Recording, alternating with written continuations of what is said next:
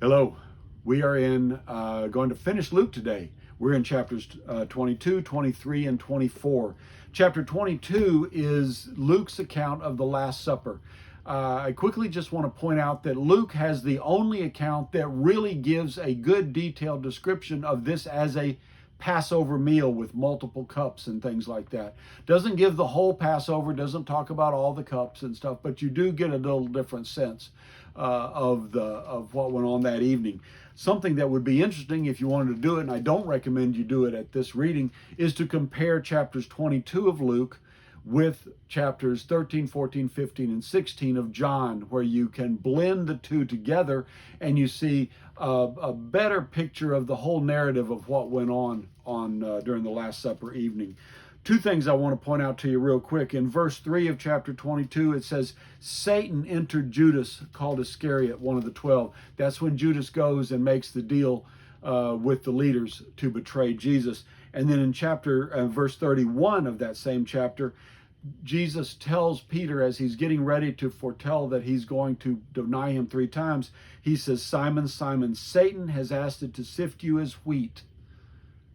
I want to make sure you know that Satan is neck deep in all of this. Neck deep in all of this.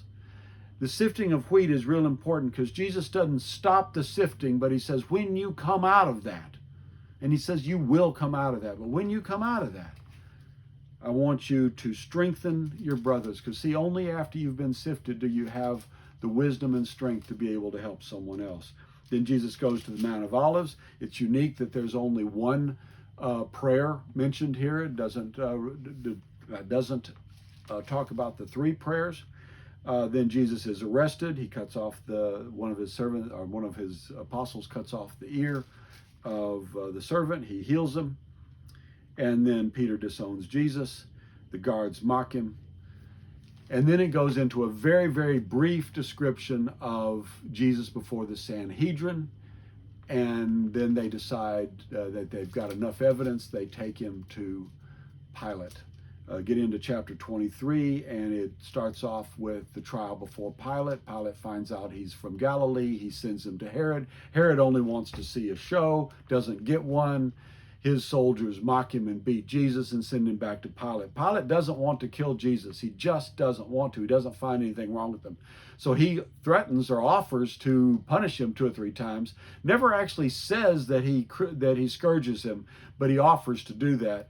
In the end, he agrees to crucify him, and he sends him off, and Jesus is crucified. Luke is one of the accounts that has the 2 thieves with him. This is the one that says that one of them rebukes the other, and Jesus says he will be with him in paradise.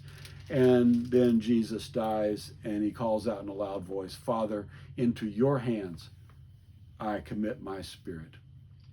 And then Jesus is buried. And then we get to chapter 24. We have the resurrection.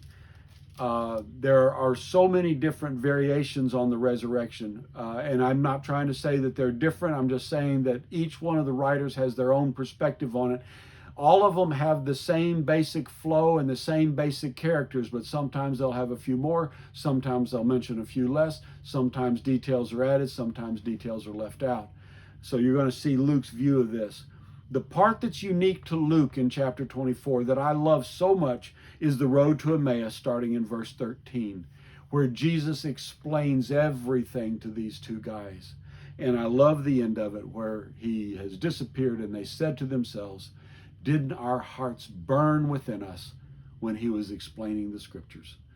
That's what I'm hoping will happen to you as you go through these readings, that your hearts burn within you. And then we end with Jesus appearing to his disciples, and then the ascension.